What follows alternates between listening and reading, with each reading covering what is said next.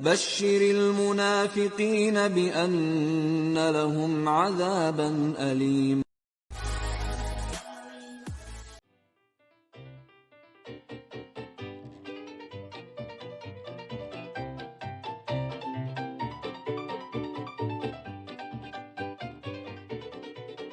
Assalamualaikum warahmatullahi wabarakatuh. Alhamdulillahirabbil alamin. Berjumpa lagi para sahabat muslimku semuanya. Pada kesempatan ini saya coba akan memberikan sebuah video yang saya ambil dari diskusi atau perdebatan antara Julius yang punya channel HMC dengan Rudy Yohanes yang mempunyai channel Sang Debater, di mana pada kesempatan ini mereka berdua berdiskusi tentang siapa pendusta, yang mana pada sesi ini mereka saling bertanya dan saling menjawab pertanyaan dari lawannya. Baiklah para sahabat sekalian, untuk mempersingkat waktu, marilah kita saksikan videonya bersama-sama. Mana dia jelaskan, kasih ayatnya. Contoh saja, ini kan kita tahu kalau Paulus itu kan pada dasarnya dia nggak pernah ketemu Yesus. Bahkan muka Yesus di mana aja pun nggak tahu dia.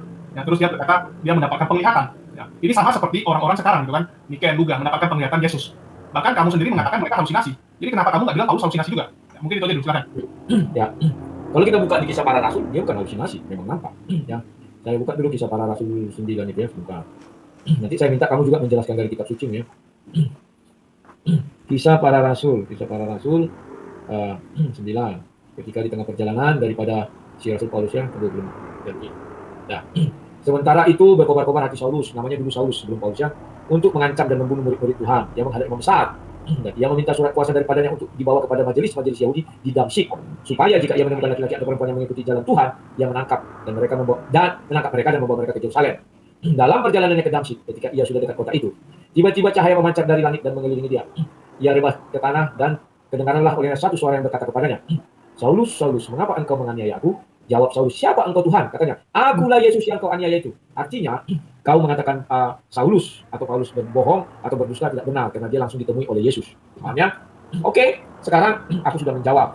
Sekarang aku mau menguji, semoga kau bisa menjawab. Saya ada dengar itu ya, malaikat Mungkar dan Nakir ya, dan itu dibilangkan memiliki pertanyaan mengenai alam kubur. Coba kau jelaskan, apakah itu bukan sebuah kebohongan ataukah itu sebuah kebenaran? Sebab begini loh, sungguh satu keanehan, ya kan? Pertanyaan itu juga dipakai pada hari akhir. Kenapa saya katakan satu keanehan? Ya, pertanyaannya sudah bocor duluan. Dan itu berasal dari ucapan Nabi Muhammad, katanya. Sedangkan Nabi Muhammad belum mengalami kematian. Lantas bagaimana itu terjadi sehingga Nabi Muhammad bisa menceritakan kepada orang mengenai malaikat Mungkar dan Nakir? Ayo silakan dijelaskan. Oke, jadi kita tahu ya, kalau yang namanya Nabi itu bisa bernubuat dan mengetahui hari esok, hari ke depan, yaitu dari mana? Dari Allah Subhanahu Wa Taala yang memberikan pengetahuan itu. Pastilah ada yang mengajari. Kalau kita bicara kamu mau ngarang, contoh ya, Rudy mau ngarang, ngapain ngarang sesuatu yang kira-kira itu orang juga nggak akan ngerti? Mending ngarang sesuatu yang jelas aja gitu, yang orang-orang juga bisa pahami di saat itu. Ngapain ngarang sampai begitu jauh? Jadi jelas, yang Nabi itu punya kemampuan untuk mengetahui karena diberitahukan. Mereka memiliki nubuatan. Hampir semua Nabi memiliki nubuatan. Contoh, ya kita bilang Yeremia gitu. Apakah dia tahu hari esok? Kenapa dia bisa bilang hari esok akan ada gini? Banyak Nabi-Nabi memiliki nubuatan hari-hari akan datang. Dari mana kemampuan mereka? Apakah mereka juga harus mati dulu agar bisa tahu? Kan enggak. Jadi semua itu adalah pengetahuan yang diberikan memang. Dan juga masalah bocoran. Ya. Ini bukan bocoran sebenarnya. Jadi apa beda dengan kekristenan yang tahu? Ya. Nanti hari terakhir ya, di kitab Wahyu kalian memiliki gambaran. Kalau nanti di hari akhir zaman akan begini. Apa enggak itu bocoran? Apa enggak itu tanda-tanda akhir zaman akan seperti itu? Jul, sebentar Jul. Kalau bisa kasih ayatnya. Tadi kan aku kasih Kisah Para Rasul. Kau kasih ayatnya dari Alkitab, dari Al-Quran, bahwa itu nubuatan Nabi Muhammad. Tunjukkan Mungkar itu. Silakan. Kasih ayat ya. Biar asik. Kalau yang kamu tanya, jujur, saya belum saya cuma dengar, tapi saya nggak gitu ingat dia ada di mana. Karena memang secara dalil saya masih kurang kalau dibandingkan dengan ustaz-ustaz dan ulama. Itu saya akui. Ya, yang saya lakukan selama ini ya saya dengar ceramah. Ya dengan ceramah kita masuk. Cuman untuk nyata saya nggak gitu nyata sampai detail karena yang kamu tanyakin juga ini kan saya belum mempersiapkan ke spesifik yang gituan. Karena kita bahas tadi kan mau masalah saksi dusta. Terus nah itu boleh nanti kalau memang mau nanti saya carikan referensinya, saya pernah baca memang. Ya. Terus kita bisa lihat juga di sini. Ya tadi Lai juga menjelaskan bahwa ada Paulus itu mendapatkan penglihatan karena tertulis di Alkitab. Apakah yakin itu benar gitu? Jadi apa standarnya? Anda percaya dengan omongan Paulus yang kamu sendiri nggak jumpa sekarang dibandingkan Lai Luga yang kamu ketemu orangnya. Luga kamu ketemu tapi kamu nggak percaya dia. Tapi Paulus kamu nggak kenal tapi kamu percaya dia. Artinya kan nggak adil juga itu secara standar. Ya. Penilaian kamu gimana sampai kamu percaya sama orang yang nggak kamu kenal, kamu jumpa itu nggak pernah dibandingkan Lai Luga yang kamu kenal langsung. Terus tadi saya juga agak bingung gitu ya. Ya jadi dia mengatakan ya Tuhan. Ya, dia mengatakan Tuhan. Kamu kalau dengar suara secara logika manusia, tiba-tiba ada suaranya, kamu kata sama semua orang, kalau tiba-tiba ada suara ngomong, yang kita berpikir hantu ini, nggak mungkin Tuhan, hantu ini gitu. Tuhan jarang sekali yang gituan gitu kan. Secara manusia pasti akan mikirnya hantu. Itu dari zaman dulu sampai zaman sekarang orang kalau gelap-gelap atau lagi jalan sendiri, ya lagi sendiri ketemu suara pasti bilang hantu. Jadi standar apa yang kamu pakai sehingga percaya dia? Silakan. Oke, terima kasih. Tolong di share screen lagi. Apa itu tadi? Sudah saya share screen, tinggal di share screen dulu. Oke. Ya, di sini kenapa saya tidak percaya dengan Luga? Luga pun saya tidak ketemu dengan Luga. Kami hanya lewat media dunia maya ini. Mengapa saya lebih percaya kepada Rasul Paulus daripada kepada Luga? Karena begini, Rasul Paulus itu sudah diangkat Yesus sendiri yang memilih dia menjadi seorang rasul. Ini ya. Dan itu tertulis di dalam kitab suci kami. Jadi semua yang tertulis di dalam kitab suci kami wajib saya imani dan saya yakini kebenarannya. Sementara si Luga belum tertulis di dalam kitab suci kami. Siapa tahu nanti Luga mau buat kitab suci baru, ya silakan. Mungkin anak cucu saya lah yang nanti mengakui si Luga. Tetapi kalau si Luganya saya tidak percaya dengan dia. Itu yang bisa saya katakan. Nah, di sini mengapa saya percaya dengan Rasul Paulus? Kisah dia bertemu dengan Yesus itu kan dibilang kisah para rasul, tertulis jelas di sini. Sehingga berbahagialah orang yang tidak melihat tapi percaya. Ini saya percaya meskipun saya tidak melihat. Kenapa? Dia tertulis di dalam kitab suci, ya. Nah, sekarang tadi kamu sudah mau jujur berkata kepada saya bahwa mengenai mungkar nangkir kamu tidak tahu karena kamu baru mengenal mungkin ajaran Islam. Tapi kalau menurut saya kamu mungkin sudah lebih dari 5 tahun menjadi pemeluk agama Islam atau katakanlah 3 tahun karena saya ingat dulu ada Laksamana Cheng Ho, kau pertama dulu muncul di YouTube itu pakai gambar Cheng Ho itu ya. Dan prediksi saya kamu lebih dari 3 tahun lah menjadi Islam, ya. Nah, karena kamu tidak tahu maka saya tidak paksakan, kamu juga tidak tahu, ya. Maka saya akan membuat sebuah pertanyaan baru ya. Semoga kamu juga bisa menjawab dan bisa membuktikan ya Bapak ya. Sebentar. Karena ada running text-mu, aku tutup aja. Karena running text-mu tak apa-apa ya. Buat penonton kita ya. Itu terlalu provokatif. Harusnya nanti buat Uclim atau Selimot yang enggak enak juga. Nah, ya. Ini kan memang ajaran Lairudi gitu. Jangan jadi Kristen yang bodoh. Ya, tetapi kan bukan konten. Oke? Ya. Sekarang mau saya tanya. Saya harap kamu mengerti tentang batu ajar aswad. Ya, bahwa di dalam beberapa hadis dikatakan batu ajar aswad ini dulu berbentuk putih bersih, kemudian oleh dosa manusia maka batu itu jadi hitam, berubah jadi hitam. Dan kalau kamu cari hadis nanti dikatakan dia batu penghapus dosa. Tolong jelaskan bahwa apakah itu fakta atau menjadi sebuah dusta kepada semua orang. Silakan singkat aja pertanyaan saya, kamu silakan menjawab. Silakan. Oke, jadi sebelumnya saya mau jelasin dulu, ini saya turunin dulu dan teksnya. Ya, saya mau jelasin dulu. Pertama, saya ini baru setahun. Ya, jadi siapa Laksamana Cheng Ho saya nggak tahu. Ini artinya Bang Ruby sudah menuduh. Ya, ini nggak tahu menuduh atau bersaksi dusta, saya juga nggak tahu ya. Yang pasti saya nggak kenal Laksamana Cheng Ho itu dan baru setahun. Saya menjadi mualaf gitu kan. Terus saya nggak bilang saya nggak tahu. Ya, saya bilang untuk literasinya saya nanti kasih. Karena saya dengar, tapi nggak saya catat. Berbeda dengan saya tidak tahu. Jadi jangan di framing, saya katakan saya tidak tahu. Ya, ini cara-cara framing lah biasa.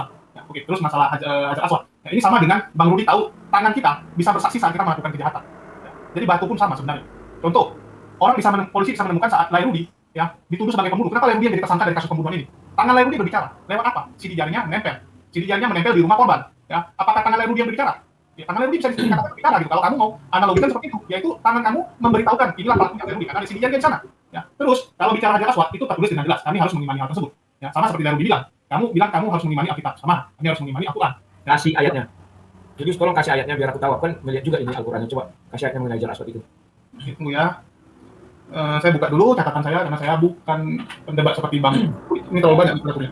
Oke, jadi sambil saya cari dan saya katakan ya masalah Hajar Aswad jelas warnanya dulu putih dikatakan dan yang dikatakan bahwa kalau Hajar Aswad menjadi hitam ya karena dosa-dosa manusia yang mencium batu tersebut ya. Tapi ini saya mau tegaskan lagi, Hajar Aswad itu bukanlah satu-satunya yang menghapus dosa. Yang menghapus dosa kita adalah pahala-pahala yang kita lakukan. Jadi ini tuduhan-tuduhan yang sering dilakukan oleh teman-teman Kristen gitu kan. Bahkan orang-orang yang naik haji sekalipun nggak semua itu mencium batu Hajar Aswad. Kalau dibilang benar-benar Hajar Aswad itu bisa menghapus dosa, orang pasti akan ngotot ke sana untuk mencium itu. Bahkan bunuh-bunuhan pun jadi ya, kalau yang benar-benar menghapus dosa seperti yang kalian tuduhkan. Orang naik haji pun belum tentu mencium itu boleh dicek. Dari 10 orang naik haji, cuma berapa orang lah yang ke sana mencium batu Hajar Aswad. Jadi banyak seperti contoh dari Imam Al-Ghazali ya, dari Imam Al-Ghazali dan Al-Tamidi juga mengatakan ya, dibangkitkanlah waktu hari kiamat itu dan batu Hajar Aswad itu akan menjadi salah satu saksi juga. Ya, itu juga ada. Terus lebih banyak sebenarnya data-data tersebut dari hadis dibandingkan Al-Quran. Terus kita akui kalau masalah Hajar Aswad. Ya, terus kenapa orang mencium batu Hajar Aswad? Itu memang umat muslim percaya gitu kan, bahwa kita mengikuti apa yang dilakukan baginda Rasulullah. Baginda Rasulullah pernah menciumnya ya, sebanyak 3 kali dan sujud. Ya, jadi ini ditiru oleh umat muslim di seluruh dunia. Begitu juga dengan Umar. Saat itu Umar saat naik haji dia pernah berkata, kalau bukan karena Rasulullah, ini batu ini nggak ada harganya. Kalau bukan karena Rasulullah. Ya, jadi jelas sebenarnya batu Hajar Aswad itu cuma sebagai lambang. Ya, lambang dari umat muslim sendiri. Ya.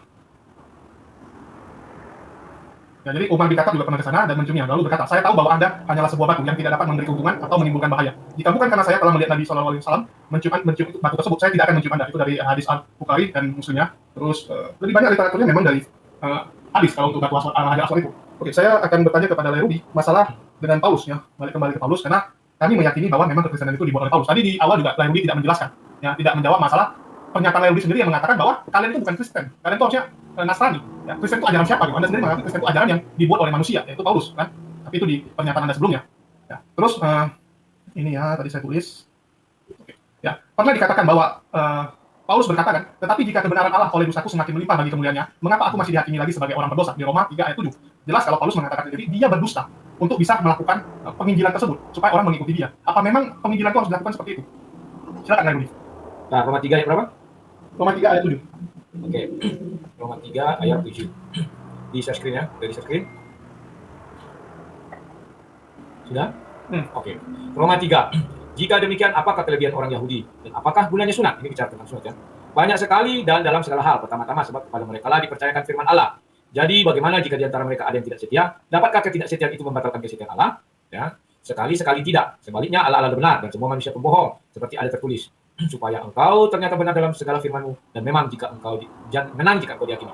Tetapi jika ketidakbenaran kita menunjukkan kebenaran Allah. Jika ketidakbenaran kita menunjukkan kebenaran Allah, apakah yang akan kita katakan? Tidak adil ke Allah? Aku berkata sebagai manusia, jika ia menampakkan murkanya. Sekali-sekali tidak. Andai kata demikian, bagaimanakah Allah dapat menghakimi dunia? Tetapi, jika kebenaran Allah oleh dustaku semakin berlimpah, ya, bagi kemuliaannya, mengapa aku masih dihakimi lagi sebagai orang berdosa? Nah, ayat ini kan jelas mengatakan, ya kan, bahwa semua orang yang menyampaikan dusta mengenai kerajaan Allah itu, kebenaran Allah itu, dianggap tetap pendosa, ya kan? Dibilang, tetapi jika kebenaran Allah oleh dusta semakin melimpah kemuliaannya, kan? Mengapa aku masih dihakimi lagi? Harusnya kan tidak dihakimi, karena bisa membuat kemuliaan Allah berlimpah. Tetapi kalau tidak ini, intinya, ya sebentar. Intinya di sini, baca berikutnya, oke. Bukankah tidak benar fitnah orang yang mengatakan bahwa kita berkata, marilah kita berbuat yang jahat, supaya yang baik timbul daripadanya. Orang semacam itu sudah selayaknya mendapat hukuman yang sama, ya. Jadi di sini bukan Rasul Paulus ingin mengatakan dia berdusta, bukan karena dustanya maka Tuhan memiliki kemuliaan, tapi justru dia bilang kalau memang karena dustaku Tuhan melimpah kemuliaan, kenapa aku dihakimi? Ya, harusnya kalau itu memang satu kebenaran, dia tidak akan dihakimi. Ya sudahlah Paulus, terima kasih kau ternyata dia dibuat jadi berdosa, dia mati. Upah dosa adalah maut. Artinya Paulus pun mengakui jika dustaku tidak berpengaruh terhadap kemuliaan Tuhan. Kalau berpengaruh, kenapa aku diyakini katanya? Nah, itulah yang bisa kita jabarkan. Nah, saya tertarik tadi mengenai pernyataanmu mengenai Hajar Aswad. Satu ayat pun kau tidak bisa menunjukkannya dari Al-Quran. Ya, bahwa kemudian banyak hadis muncul. Ya, kita kan bicara tadi siapa yang pembohong. Di Al-Quran saja tidak tertulis, bagaimana di hadis banyak itu tertulis. Ya, dan kamu sering tadi mengatakan, oh Hajar Aswad itu gini. Coba saya screen dulu ya. Ini memang saya ambil dari literasinya punya orang Muslim ya. Karena kalau punya orang Kristen tidak masuk ya. Di share screen. Halo, share screen. Di situ dikatakan, ya, untuk itulah umat Islam dianjurkan untuk menyentuh Hajar Aswad dengan setulus hati. Sebab menyentuh batu Hajar Aswad disebut dapat menjadi salah satu sarana penebusan dosa. Diriwayatkan oleh Ibnu Umar pernah berkata, saya mendengar Rasulullah SAW bersabda, menyentuh mereka berdua, buka kurung batu hitam dan al-Ruq al-Yamani adalah penebusan dosa. Hadis riwayat At-Tirmizi, ya. Dan di bawahnya lagi, bahkan di hari kiamat kelak batu Hajar Aswad dapat memberikan kesaksian di hadapan Allah. Batu Hajar Aswad akan memberikan kesaksian terkait siapa saja orang yang telah menyentuhnya dengan tulus. Diriwayatkan bahwa Ibnu Abbas berkata, Rasulullah SAW bersabda tentang batu, demikian demi Allah akan membawanya pada hari kiamat, dan itu akan memiliki dua mata untuk melihat dan lidahnya yang akan berbicara, dan itu akan bersaksi untuk orang-orang yang menyentuhnya dengan tulus. Hadis riwayat At-Tirmizi, ya. Kamu silakan nanti membantah apakah ini doif atau sahih, ya. Tetapi di situ dikatakan bahwa batu itu adalah penebus dosa, ya. Ketika batu penebus dosa, kalian percaya. Ketika firman menjadi manusia penebus dosa, kalian tak percaya. Ini sungguh unik, ya. Nah, kalau saya mengambil dari yang tadi dijabarkan itu, andai kata saya disuruh, ya, saya loh, Yesus penebus dosa, batu Hajar Aswad penebus dosa. Kalau saya disuruh memilih sesuai iman Kristen, saya tidak akan menyembah Yesus. Buat apa? Yesus itu rumit, banyak syarat-syarat untuk ditebus dosanya, melakukan A, B, C, segala macam. Cukup saya menjadikan batu itu saja penebus dosa saya, selesai. Sekarang mana yang benar-benar jujur, mana yang benar-benar tidak jujur? Kan itu judul tema kita yang kamu angkat sendiri, ya. Saya tidak akan menyembah Yesus. Lebih bagus saya menyembah atau berbakti kepada batu Hajar Aswad atau Hajar Aswad. Kenapa saya lebih baik berbakti? Yesus banyak kali syaratnya kawan mau ke surga. Tuhan pun banyak kali syaratnya harus melakukan ini, melakukan banyak sekali. Tetapi batu Hajar Aswad atau Hajar Aswad itu sangat lebih singkat, simpel. Siapa yang bisa menyentuh, siapa yang mencium, kan ada. Tadi sudah saya bukakan Tirmizi katanya. Nanti kamu cari lagi buku-buku hadis. Ya, tolong kamu jelaskan kepada kami semua yang menonton channel ini. Apakah itu satu kebenaran atau hanya, ya terserah kamu jelaskan. Silakan. Oke, jadi nggak dibilang ya. Mungkin Bang Rudi ya kurang karena sibuk debat, kurang nonton film. Bang Rudi harus tahu bersaksi itu maksudnya apa. Sama kayak topinya Harry Potter. Itu saat dipakai dan topi itu akan mengetahui isi dari otak yang memakai topi tersebut dan menentukan dia akan ke sekolah yang apa, ke kelas yang mana. Ya, sama seperti Hajar Aswad. Ya, dia bisa mengetahui yang menciumnya ini adalah orang yang berdusta atau tidak. Ya, dia seperti sensor jadinya. Terus masalah mata dan lain-lain itu adalah analogi, adalah kiasan. Sama seperti di kekristenan sering menggunakan kiasan. Orang zaman dulu kalau kita bicara pesawat, ya, Anda jelasin sama dia pesawat, dia akan bilang apa? Itu batu terbang. Nggak mungkin dia bilang pesawat, dia bilang itu batu terbang. Karena kenapa? Keterbatasan mereka dalam menjelaskan. Ya, setiap zaman punya cara menjelaskan masing-masing. Tidak mungkin mereka bisa menjelaskan sesuatu yang mereka nggak bisa lihat, yang belum mereka ketahui dan mereka pernah lihat. Ya, Terus kenapa kita lebih banyak menggunakan hadis? Karena di Islam hadis itu memang untuk menjelaskan apa yang tertulis di Al-Quran. Ya, bahkan Bambang Nursena dan para scholarship dari kekristenan sendiri mengatakan apa? Alkitab tidak lebih daripada hadis sebenarnya. Mereka menyetarakan Alkitab dengan hadis. Kenapa? Karena Alkitab sendiri itu bukanlah firman Allah. Mereka tahu itu bukan firman Allah, itu lebih banyak kumpulan cerita-cerita. Sama seperti hadis. Itulah selalu dibilang Betul. Jangan terlewat penebusan dosa ya, ada tadi sudah saya buka itu Ya. isinya. Ya, jadi Jadi masalahnya kesaksian oke, penebusan dosa jangan terlewat. penebusan dosa itu maksudnya ketulusan kamu. Ya, Tuhan ya, atau Allah SWT memberikan perintah hanya untuk melihat manusia-manusia mana yang tulus untuk melakukan sesuatu. Saat saya memberikan perintah, kamu tulus nggak melakukannya? Lebih ke arah adalah ketulusan dari manusia-manusia itu ingin berusaha apa enggak? Karena naik haji adalah rukun yang kelima. Ya, itu manusia tujuannya untuk mereka punya semangat untuk melakukan hal tersebut. Ya, jadi ini yang membedakan. Ya, di kita jelas manusia itu dinilai selama hidup.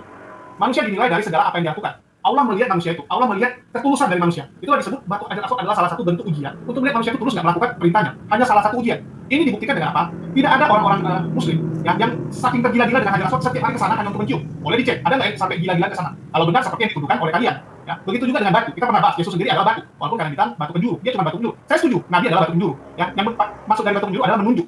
Ya, batu penjuru gunanya adalah tujuan. Tujuannya apa? Tujuannya Allah SWT. Dia bukanlah tujuan itu. Begitu juga dengan Kristen mengakui dia adalah jalan. Ya, dia bukanlah tujuan, dia jalan, gitu kan? Terus tadi Lairudi mengatakan lebih bagus itu apa? Menyembah batu, nggak perlu ikut Yesus. Ikut Yesus susah, banyak syaratnya. Lairudi salah, ya. Kekristenan itu lebih gampang. Itu dibuktikan Syekhudi mengatakan apa? Saya buka, karena saya nggak bisa ikut apa yang ada di Islam. Terlalu capek dia bilang. Lebih enak, nggak ribet. Ya, cuman yang penting percaya Yesus, nyanyi-nyanyi selesai gitu. Nggak ada istilahnya harus sholat 5 waktu, ya. Harus melakukan puasa, nggak ribet gitu dia bilang. Nggak ada aturan. Bahkan untuk sembahyang apapun memuji ya, menyembahnya pun suka-suka aja kapan mau nyembah ya silakan gitu. Jadi sebenarnya konyol kalau Lairudi nggak tahu itu ya, karena orang juga tahu Kristen itu jauh lebih simpel daripada agama manapun. Itu diakui, bahkan sampai orang Buddha pun bilang. Banyak orang Buddha jadi Kristen apa? Buddha ribet, ada sembahyang lagi, kalau pagi untuk sembahyang ada dupa, ada buah. Kristen nggak ada, ya. Waktu meninggal juga tinggal tabur bunga selesai gitu.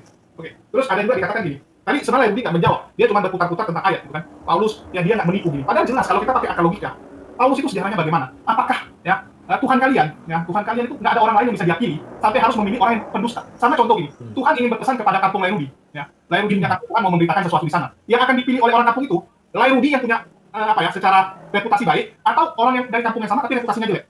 Pasti yang dipilih adalah Lairudi. Kenapa? Kalau Lairudi yang ngomong, orang kampung percaya karena reputasi Anda. Nggak mungkin dipilih orang yang pendosa, reputasinya jelek, yang kalau ngomong pun nggak dipercaya sama orang kampung sana. Ya, kemungkinan dipercaya susah gitu. Ngapain gitu dipilih? Apa nggak ada orang lain apa gitu? Ya, nggak ada orang lain itu harus sampai Paulus yang dipilih. Jadi indikasi Paulus ini pendusta itu sangat besar, banyak sekali indikasinya. Terus juga bisa dibilang kalau dibuka di Galatia dari ayat 1 sampai 10 sampai 24 kesaksian dari si Paulus itu, dia mengatakan sudah dipilih dari kandungan lah bla bla bla bla. Padahal jelas sekali itu semua kontradiksi dengan kenyataannya. Ya, itu Lairudi silakan cek Galatia 1 10 sampai 24 semua itu karangan bebas. Ya. Coba Lairudi berpikir dan berikanlah ya penjelasan kenapa orang harus percaya Paulus. Yang jelas-jelas reputasinya jelek, bukan percaya sama rasul yang lain. Yang jelas-jelas lebih bagus secara reputasi. Silakan. Oke, Demikianlah sahabatku video diskusi atau perdebatan antara pemilik channel HMC si Julius dengan pemilik channel Sang Lebater yaitu Sang Rudi Yohanes, yang mana pada sesi perdebatan ini mereka saling melemparkan pertanyaan dan menjawab pertanyaan dari masing-masing pertanyaan dari lawannya. Dari sekian banyak pertanyaan yang dilontarkan dan dari sekian banyak jawaban yang dijawab oleh masing-masing kedua orang ini, silakan saudaraku muslim sekalian untuk menilai yang mana pertanyaan dari lawan dijawab dengan searah dengan lawannya dan yang mana pula pertanyaan yang dijawab mengarahnya tidak sesuai dengan pertanyaan. Baiklah sahabatku muslim semuanya, demikianlah yang dapat saya tampilkan. Mudah-mudahan ini menjadi bahan acuan kita sebagai seorang muslim untuk tetap kita teguh akan Islam. Baiklah, saya akhiri dengan wabillahi taufiq wal hidayah. Wassalamualaikum warahmatullahi wabarakatuh.